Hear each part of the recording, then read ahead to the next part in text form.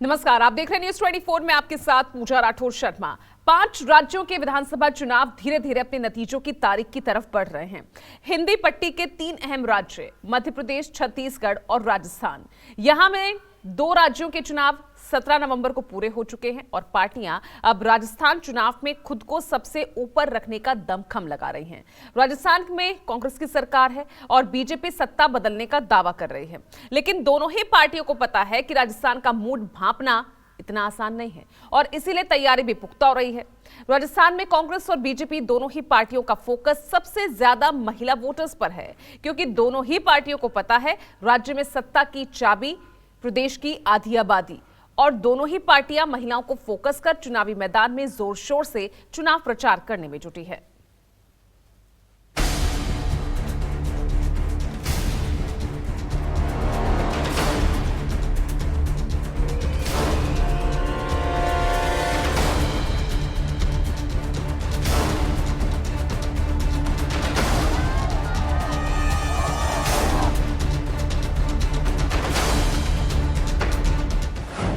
राजस्थान में दिग्गजों ने कमान साधी, पार्टियों के निशाने पर आधी आबादी।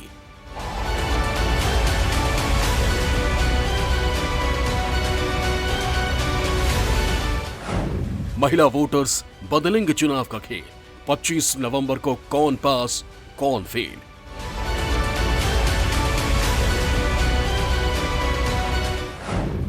नारी शक्ति पर बीजेपी कांग्रेस का फोकस। 3 दिसंबर पंजा उठेगा या खिलेगा लोटस।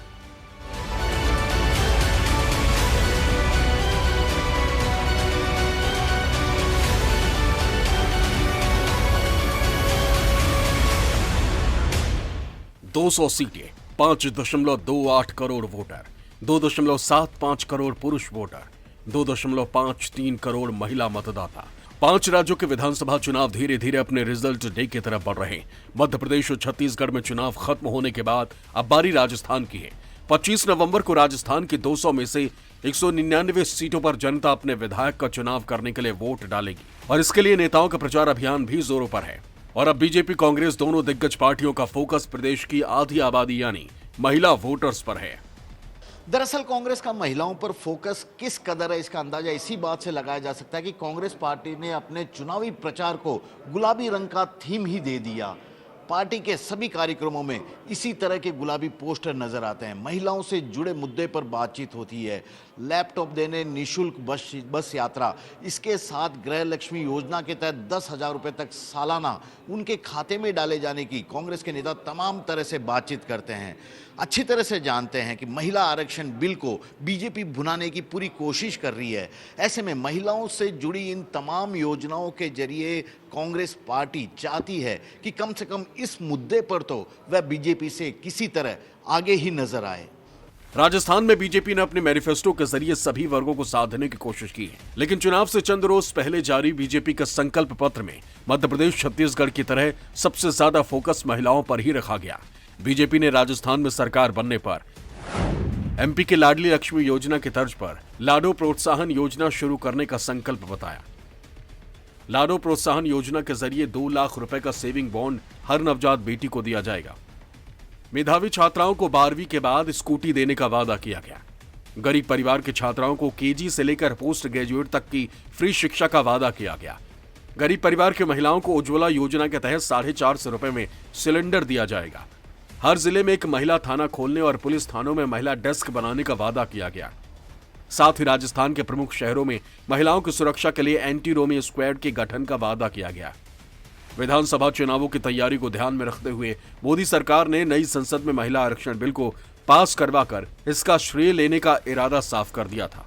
और राजस्थान के चुनाव प्रचार में प्रधानमंत्री खुलकर महिला आरक्षण बिल को देश की महिलाओं के लिए सबसे बड़ी सौगात बता रहे हैं। नारी शक्ति वंदन अधिनियम पारित हुआ है, तब से इन्होंने महिलाओं के विरुद्ध अभद्र अभियान छेड़ दिया है। यही कांग्रेस का असली चेहरा है, जिसे राजस्थान के लोग पहचान गए हैं। महिला विरोधी कांग्रेस कभी महिलाओं का कल्याण नहीं कर सकती, कभी महिलाओं की सुरक्षा नहीं कर सकती। कांग्रेस ने राजस्थान को महिलाओं के खिलाफ अपराध में नंबर 1 बना दिया है। महिलाओं के मुद्दे पर बीजेपी गहलोत सरकार पर हमलावर है। राजस्थान के पाली की जनसभा में प्रधानमंत्री नरेंद्र मोदी ने कहा कि राजस्थान में महिलाओं पर अत्याचार बढ़ा है और सीएम बोलते हैं कि महिलाएं गलत शिकायत दर्ज कराती हैं। राजस्थान की बहनों बेटियों ने पुलिस थाने में जाकर के उन पर जो अत्याचार हुए, जुल्म हुए, उसकी जो शिकायतें, फरियाद दर्ज की हैं, यहां के मुख्यमंत्री कहते हैं कि ये सारी शिकायतें फर्जी है। हमारे देश की माताएं बहनें तो ऐसी हैं, थोड़ा सा भी उनके साथ किसी ने बदतमीज की हो तो चुपचाप वहां से चुपचाप चली जाती है। वो सोचती है कि वो बुरा आदमी है, वो अपने घर जाए, मैं अपने काम पे चली जाती हूं। और जब पुलिस थाने में जाकर के उस पर हुए अत्याचार की बात लिखवाती है तो कुछ तो सच होगा कि नहीं होगा भाई? क्या ये महिलाओं का अपमान है कि नहीं है? ये अपमान करने वाली सरकार जानी चाहिए कि नहीं जानी चाहिए? पूरे राजस्थान से जानी चाहिए कि नहीं जानी चाहिए? बीजेपी का संकल्प पत्र से पहले राजस्थान चुनाव में कांग्रेस की तरफ से गारंटियों का ऐलान कर दिया गया था। महिला वोटर्स को अपनी तरफ करने के लिए खुद कांग्रेस महासचिव प्रियंका गांधी प्रचार के मैदान में उतरी हुई और प्रियंका ने कांग्रेस के 7 गारंटियों में से महिलाओं पर फोकस 2 गारंटियों का ऐलान खुद किया। कांग्रेस ने किसान और युवाओं पर तो फोकस किया ही, लेकिन कांग्रेस की हर गारंटी में महिलाओं की भलाई और महिलाओं के विकास का दावा शामिल नजर आता है। राजस्थान में कांग्रेस ने जिन 7 गारंटियों का ऐलान किया है उनमें शामिल है गोधन गारंटी। इस योजना के तहत हर पशुपालक से 2 रुपए किलो में गोबर खरीदे जाएंगे। Free laptop tablet guarantee. उच्च शिक्षा के लिए कांग्रेस ने हर स्टूडेंट को फ्री लैपटॉप और टैबलेट देने की गारंटी दी है। वादे के मुताबिक कोई भी स्टूडेंट अगर कॉलेज में एडमिशन लेता है तो पहले साल उसे लैपटॉप या टैबलेट मुफ्त में दिया जाएगा ताकि वो आसानी से पढ़ाई कर सके। प्राकृतिक आपदा राहत गारंटी। प्राकृतिक आपदा की स्थिति में हर परिवार के लिए 15 लाख रुपए तक का मुफ्त बीमा किया जाएगा। अंग्रेजी मीडियम शिक्षा गारंटी। कांग्रेस का वादा है कि अगर प्रदेश में सरकार रिपीट हुई तो हर विद्यार्थी को अंग्रेजी माध्यम से शिक्षा की गारंटी दी जाएगी।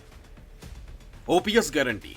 राजस्थान में कांग्रेस सरकार ओल्ड पेंशन स्कीम लागू कर चुकी है, अब इसे एक्ट बनाने की गारंटी दी गई है। यानी अगर सरकार रिपीट हुई तो राज्य कर्मचारियों को गारंटी से ओपीएस दिया जाएगा। इसकी शुरुआत पहले बजट से देने की गारंटी दी गई। 500 रुपए में सिलेंडर। अशोक गहलोत ने ऐलान किया है कि सरकार बनते ही राज्य के 1.05 करोड़ परिवारों को 500 रुपए में रसोई गैस सिलेंडर दिया जाएगा। गृह लक्ष्मी गारंटी। परिवार की हर महिला मुखिया को 2 से 3 किश्तों में सालाना 10,000 रुपए दिए जाएंगे। राजस्थान विधानसभा चुनाव में महिलाओं से जुड़े वादे हैं, इरादे हैं, बड़ी बड़ी घोषणाएं भी है, गारंटियां भी पार्टियां दे रही है। लेकिन इन्हीं महिलाओं को टिकट देने में ये राजनीतिक दल किस कदर कंजूसाई बरतते हैं, इसका अंदाजा इसी बात से लगाया जा सकता है कि टिकट वितरण के दौरान दोनों ही पार्टियों ने महिलाओं को मानो पूरी तरह ही नजरअंदाज करके रख दिया था। ऐसे में ये महिलाएं अब भी राजनीति में अपना दमखम दिखाने को तैयार हैं, भले ही वह मतदान के जरिए ही सही। देखना यह होगा कि महिलाएं इस बार किनके दावे और इरादे पर विश्वास करती है और किसे सत्ता की चाबी सौंपकर सरकार बनाने में मदद करती है। दरअसल कांग्रेस की 7 गारंटियों के बाद भाजपा भी मोदी गारंटी लेकर चुनावी मैदान में आ गई। महिलाओं से जुड़े वादों में एक दूसरे से आगे निकलने का प्रयास करते हुए दिखाई दे रही, इसलिए महिलाओं के लिए योजनाओं की घोषणा करने की होड़ लगी हुई। हालांकि ये बात अलग है कि जब महिलाओं को टिकट देने की बारी आई तो बीजेपी ने राजस्थान में 200 सीटों में से महज 20 महिला प्रत्याशियों को टिकट दिया। वहीं कांग्रेस ने 28 महिलाओं को राजस्थान के रण में उतारा है। राजस्थान विधानसभा चुनावों को लेकर कांग्रेस के कैंपेन और योजनाओं के केंद्र में इस बार महिलाएं ही हैं। इधर भारतीय जनता पार्टी ने भी संसद से महिला आरक्षण बिल पास करके और सांसद दिया कुमारी और वसुंधरा राजे को विधानसभा चुनावों में उतारकर महिलाओं को बड़ा मैसेज देने की कोशिश की है। और इसके पीछे बड़ी वजह है राजस्थान का बड़ा महिला वोट बैंक। प्रदेश में 60 से लेकर 99 आयु वर्ग के मतदाताओं में महिलाओं की संख्या पुरुषों से कहीं आगे है। 60 से 69 आयु वर्ग के मतदाताओं में पुरुष वोटर्स की संख्या 26,17,332 है, जबकि महिलाओं की संख्या 26,19,051 है। 70 से 79 आयु वर्ग में पुरुष मतदाता 12,20,726 हैं, वहीं महिला मतदाता 14,13,173 हैं। वहीं 80 से 89 आयु वर्ग में पुरुष वोटर 3,73,931 हैं और महिलाओं की संख्या 5,80,011 है। यानी जैसे जैसे आयु वर्ग बढ़ता है वैसे वैसे महिला मतदाताओं की संख्या भी बढ़ती जाती है। सबसे बड़ा फर्क 90 से 99 आयु वर्ग में देखने को मिल रहा है। इस आयु वर्ग में महिला वोटर्स की संख्या पुरुषों के मुकाबले करीब 3 गुना है। राजस्थान में महिलाओं की ताकत को कांग्रेस और बीजेपी दोनों भली बात समझती हैं। यही वजह है कि जैसे ही कांग्रेस की जुबान से महिलाओं के लिए गारंटियों का ऐलान हुआ, राजस्थान की राजनीति में घमासान शुरू हो गया। राजस्थान में कांग्रेस भी अच्छी तरह जानती है कि महिला अत्याचारों और दुष्कर्म के आंकड़े उसके अनुकूल नहीं। ऐसे में आधी आबादी को लुभाने के लिए करीब 2 साल पहले से ही अशोक गहलोत ने 500 रुपए में गैस सिलेंडर, राशन की दुकानों से अन्नपूर्णा फूड किट में आटा, दाल, मसाले, घी और तेल जैसी चीजें देने के साथ ही घर की महिला मुखिया को 3 साल के फ्री इंटरनेट वाला 5G स्मार्टफोन निःशुल्क देने जैसी योजनाओं और घोषणाओं की झड़ी लगा दी थी। अब कांग्रेस के मैनिफेस्टो आने से पहले ही पार्टी महंगाई राहत के साथ गृह लक्ष्मी योजना के तहत 10,000 रुपए सालाना उनके खाते में रकम डालने का भी वादा कर दिया। यही नहीं, सत्ता में रहने के दौरान इन योजनाओं में करीब 1.90 करोड़ महिलाओं का पंजीकरण भी उसका दावा है। महिलाओं के लिए वादों की झड़ी में बीजेपी और कांग्रेस के बीच कड़ा मुकाबला है। ऐसे में देखना दिलचस्प होगा कि प्रदेश की आधी आबादी 2023 में किस पार्टी को जनादेश देती है और किन पर अपना भरोसा जताती। जयपुर से केजे शिवत्सन के साथ ब्यूरो रिपोर्ट, न्यूज़ 24।